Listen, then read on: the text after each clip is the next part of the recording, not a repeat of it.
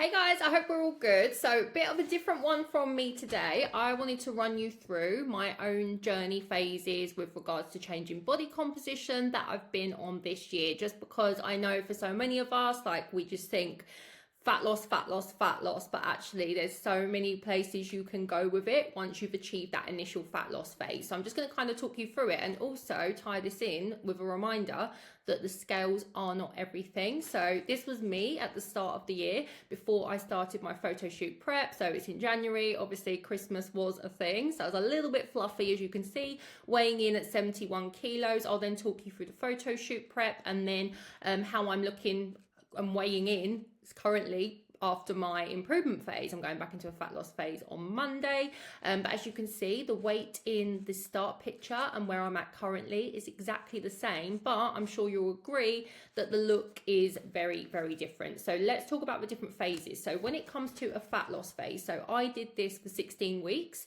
as part of my photo shoot prep. So started in January, the photo shoot was in April. So in a fat loss phase, the goal here is to reduce body fat whilst keeping as much muscle as possible. So whatever muscle I happen to have through all the training I've done, because I've been training for years now, the idea is to retain that whilst dropping body fat. So here's how that looks. So with regards to calories, when it comes to fat loss, and I'm sure many of you are aware, you will be in a calorie deficit. You know, that's something I talk about all the time. So essentially eating fewer calories than you burn.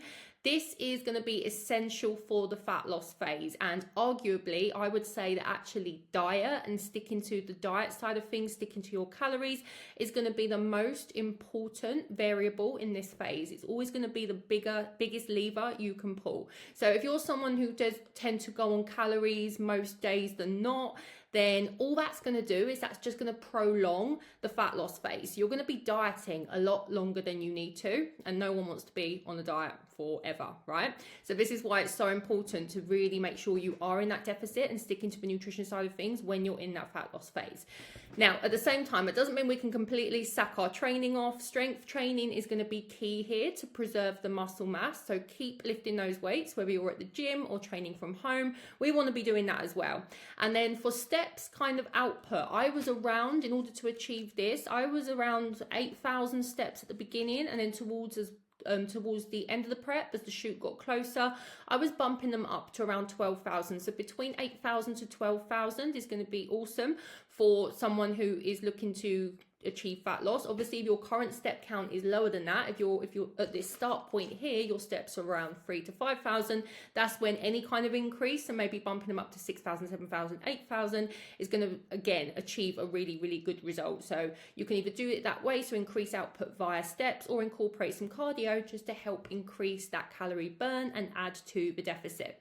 So this is how I looked after the photo shoot prep, and I actually maintained that, give or take a few kilos, because sometimes this for me is not particularly sustainable. Like, I'm super lean here, calories were low, steps were high, like unless I'm about to make that my entire lifestyle, which I wasn't, then I was okay just to sit around, I think it was around the 66 to 68 kilo mark post shoot. So nothing too crazy there, but again, trying to maintain as much of the muscle as I'd already built. So when it comes to maintenance, you will pull your calories up. So you do that over a gradual amount of time. So it's staggered. You don't just revert back to higher calories straight away, because that's going to cause you to gain weight quite quickly, which no one wants. So when it comes to maintenance, we pull calories up gradually. You'll then eat at your maintenance calories, meaning essentially that you're consuming what your body needs in order to maintain the weight loss.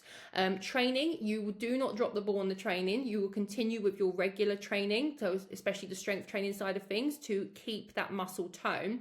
And then steps can be dropped a little bit when it comes to a maintenance phase. So yes, you want to keep active, but say you were on 10,000 steps, you're keeping active without pushing too hard. So around sort of 8,000 steps a day, just dropping them off, and again, tapering this off. So not going from 10,000 down to 8,000 immediately, but just dropping those slightly. Basically seeing what you can get away with to maintain your weight on the high calories, the lower steps, and also just making sure you're still doing those for overall health as well. Okay, so then this year I did something that I haven't really done before. So I stayed around maintenance for around a month after the shoot, and then I made the decision that I wanted to build some more muscle and go into what we call an improvement phase, or sometimes people call it a bulking phase, but that just sounds really bulky and scary. But essentially what this phase is it focuses on building muscle by eating in a calorie surplus. So when it's fat loss, you're so used to eating in a calorie deficit, but this is going to be eating more calories than your body needs in order to maintain your weight. Okay, so you're going to eat slightly more than you're burning, so around 200 to 500 extra calories a day. I will say, this is the first time I've deliberately put on weight, and it can mess with your head. It really, really can. So this phase isn't for everyone, because it can be quite mentally tough to see your weight deliberately, because that's what the goal is, deliberately increase week on week, even if it's for the greater good. So the whole point is to build that muscle, so that next time you go into a diet phase like I am on Monday, you're going to bring a completely different look to the table. But with the muscle, you can expect to gain some fat as well, so some body fat alongside that muscle gain there. But if you can handle that, then like I say, the next time you diet down, you're going to bring a completely different look to the table, and you're going to see exactly what you have marinated, essentially, during the improvement phase. So in this phase, this is where training is probably the most important factor. So you cannot be skipping gym sessions when it comes to the improvement phase. You need to focus on progressively lifting heavier weights, so more weight, more volume, to stimulate that muscle growth. Steps can be dropped right down low. I've got to say, I've really been enjoying that. So you can lower your cardio, not your calories. You can lower your cardio, or you can lower your step goals slightly, but still keep a good baseline of activity. So currently I'm on around sort of 6,000 to 8,000 steps per day. And then I think the most important thing to note in this phase is the nutrition side of things. So even though you're in a surplus, so you're eating more food, it's so important to remember that you can't do what we call a dirty bulk. You can't just make up all your extra calories with junk food. That's not going to be good. Good nutrition is still key. If you do it that way and you just fill your extra calories with junk food, you're going to be gaining a lot more fat than you actually want to. So as you can see, by keeping my nutrition in check, obviously eating more calories, I have brought my weight up to actually what it was at the beginning of the year. But as you can see between this picture here and this picture here, you can see that body fat, although has slightly increased, it is still lower than it was here on the picture on the left. So good nutrition is still key in this phase. It's literally just the amount of food that you're consuming that changes. So just a few things to note on these phases. So hopefully when I start on Monday, I'm doing a 6-week diet. I'm going to be sticking to my calorie deficit every single day, and hopefully I'm going to look even leaner, so an even better look than I was here for my photo shoot prep, just in time for my birthday. So things to note, just a few little final tips and a bit of a summary.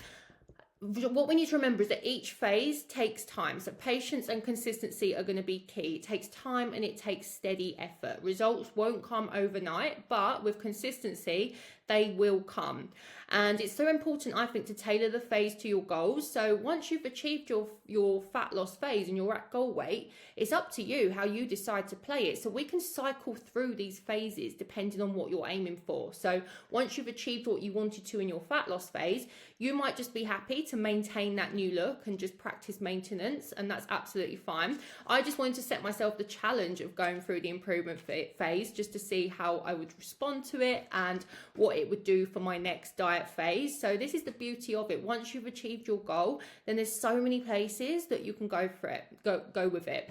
But the other thing I will say is that as you can see, as I've just talked you through, both diet and training, they really do matter. So in fat loss, it's mostly going to be the diet that is going to be crucial for your progress.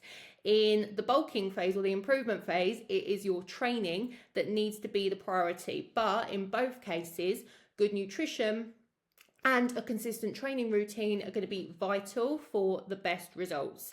I'll also note as well, just so everyone is aware, like any of you who've done the diet phase, most of you are in that right now, will know that each phase does have its own kind of mental and physical challenges. So obviously fat loss requires mega discipline with your calories, well, the bulking phase, as I've experienced, does ask you to accept a little bit of fat gain in the process of building muscle. But like I say, it's all for the greater good.